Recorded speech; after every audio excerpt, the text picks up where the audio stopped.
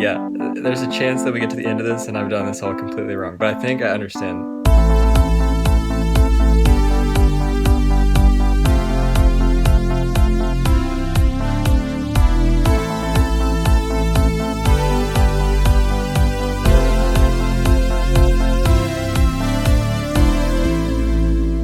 Hello and welcome back. If you're coming straight from Tuesday's episode, you will know that we are going to tell, or at least I'm going to tell, my super silly Chick-fil-A story.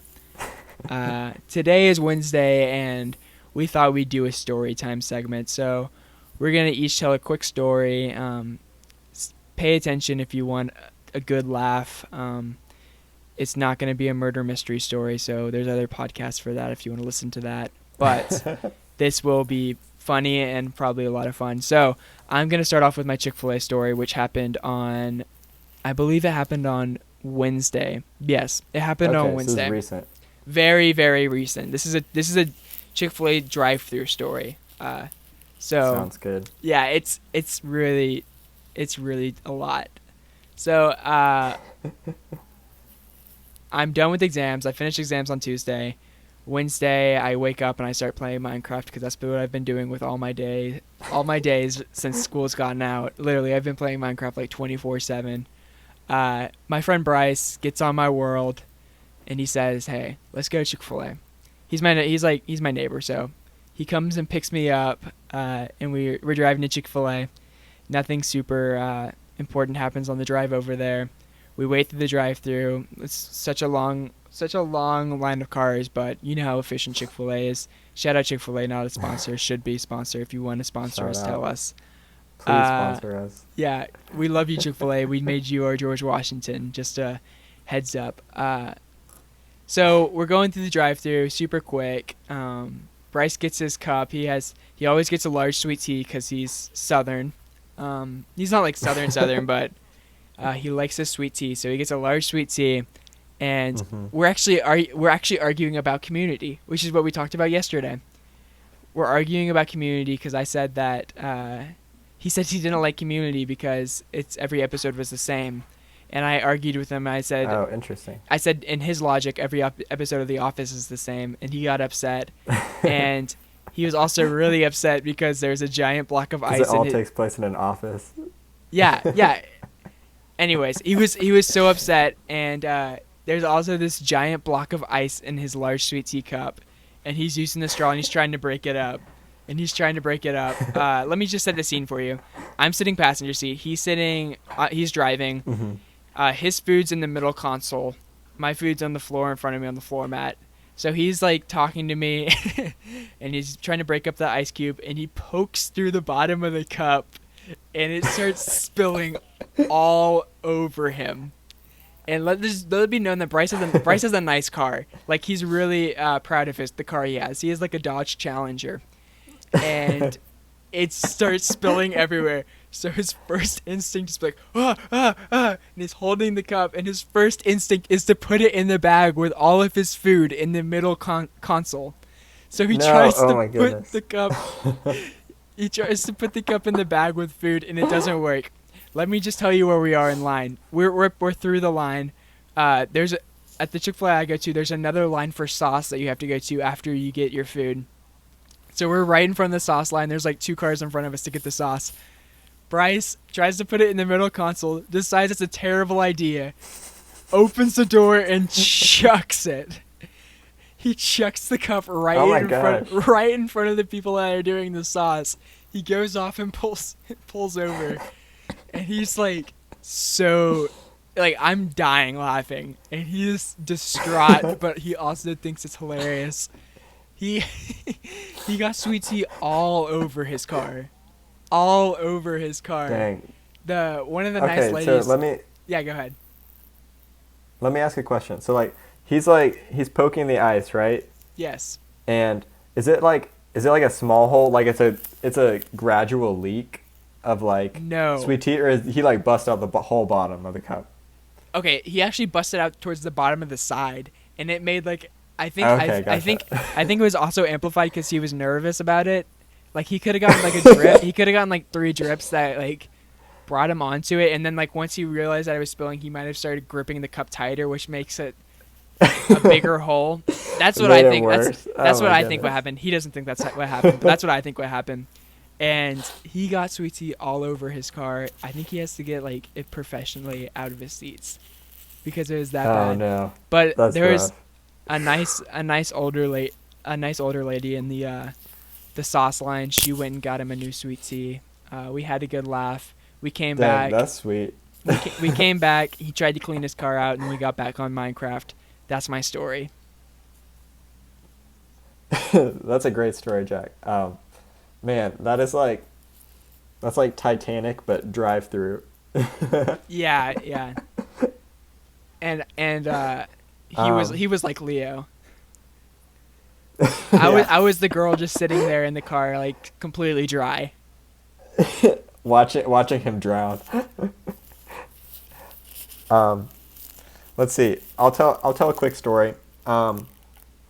This is related in the sense that it is drive-through related, but this is also a pretty quick one. So for a while I worked at Jack's Family Restaurants, and they're a southern chain. I don't know, in my opinion I'd say they're mediocre at best, but they do hamburgers and fried chicken, and I worked in the back. I had a lot of days covered in flour from breading chicken, a lot of days covered in hot grease from flipping burgers. That was some hard-earned minimum wage.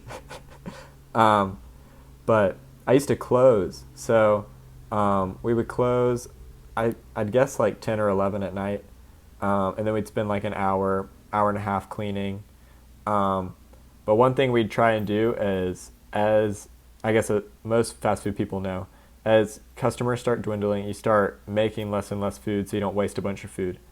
But in this case, we had finally finished. We had cleaned out most of the food. We had like timed it perfectly, so there wasn't like any food left, and there was like a minute till we closed, right? And then this guy comes, and he orders like 6 of the biggest, most expensive burger there is. It's got like 2 thick patties. So I hop back on the grill, cooking up some burgers. And so I think he ordered 3. So that's like 6 patties I'm grilling. Quick question.